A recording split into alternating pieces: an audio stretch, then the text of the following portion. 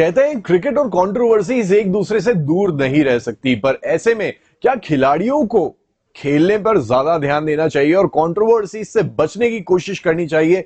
यह सवाल अक्सर उठता है काफी सारे लोगों के जहन में। हाय, मेरा नाम है सारांश। क्रिकेट इन इंडिया के इस यूट्यूब चैनल पे आपका बहुत बहुत स्वागत है और एक ऐसी ही कंट्रोवर्सी के बारे में बात करने जा रहा हूं जहां पर एक विकेट कीपर इस कंट्रोवर्सी से घिरते हुए नजर आए हैं। अच्छी परफॉर्मेंस देने के बावजूद टीम से जो है ड्रॉप होते हुए नजर आए हैं और ये उनके साथ में एक तरह से धोखा भी कह सकते हैं हम, पर उनके भी कुछ पहलू हैं जो मैं आपके सामने यहां पर रखना चाहता हूं।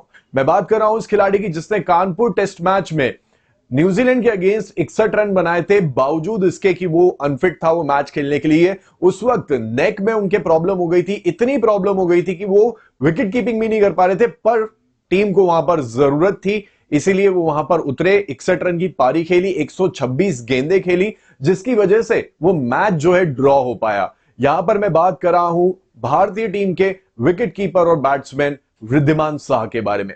काफी सीनियर प्लेयर हैं, काफी लंबे समय से जो है डोमेस्टिक क्रिकेट खेलते आए हैं और फिर इंडियन टीम में आकर भी टीम के लिए हमेशा कंट्रीब्यूशन जो है उन्होंने दिया है। अगर उनकी बात की जाए तो ये कंट्रोवर्सी कहां से शुरू हो रही है, जिसके तार जो हैं जुड़ते हैं सीधा उसी कानपुर टेस्ट से, जहां पर बात हुई थी उनकी सौरव गांगुली से। और सौरव गांगुली ने उन्हें यह दिलासा दिया था और यह कहा था कि जब तक मैं मौजूद हूं आप घबराइए मत, आप टीम में मौजूद रहेंगे।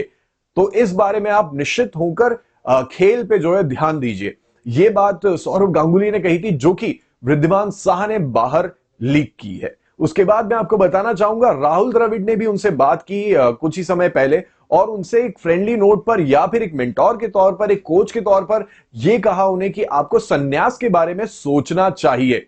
तो हो सकता है कि आउट ऑफ ऐसे ही नॉर्मली जब किसी के कॉन्वर्सेशन होते हैं तो इस तरीके की सारी जो बातें हैं वो आती है, उसमें हो सकता है कि वृद्धिमान साह ने भी अपने कुछ पहलू रखे हो।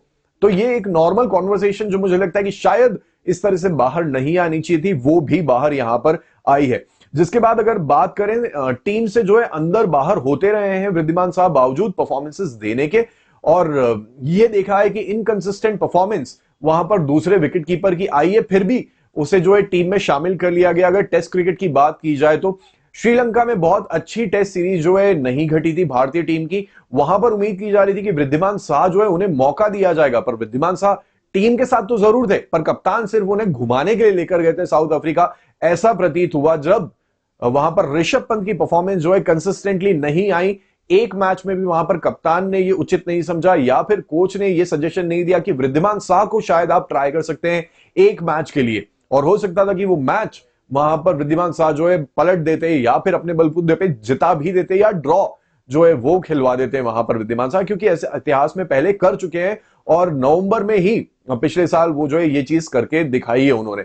जिसके बाद टीम से अंदर बाहर होना इनका तो बना ही रहा है। श्रीलंकन सीरीज जब अनाउंस होनी थी, टीम अनाउंस होनी थी, स्क्वाड अनाउंस होना था, उसमें भी वृद्धिमान साह को जो है ड्रॉप कर दिया गया। तो वृद्धिमान साह ऐसे में समझ नहीं पाए, भावुक हो गए और ये सारी जो बातें हैं जो मैं आपको अभी बता रहा हूं, उन्होंने ये सारी बातें जो है बाहर निकाली।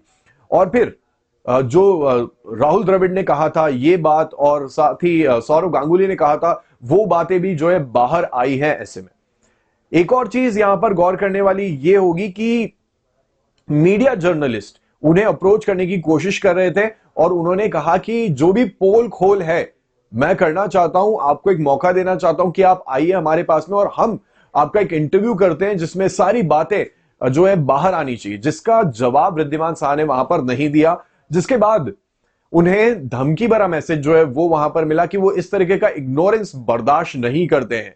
जिसके बाद अब बीसीसीआई ने मुझे लगता है कि शायद सांत्वना देने के हिसाब से यहां पर वृद्धिमान साह को कहा है कि उस जर्नलिस्ट के खिलाफ हम जो है एक्शन लेंगे। और ये पूरी व्हाट्सएप चैट जो है इसका स्क्रीनशॉट वृद्धिमान साह ने अपने ट्विटर अकाउंट पर शेयर भी किया है। तो सारी बातें जो है सच है, इसमें से कोई भी रची हुई बुनी हुई बातें नहीं सामने आ रही है।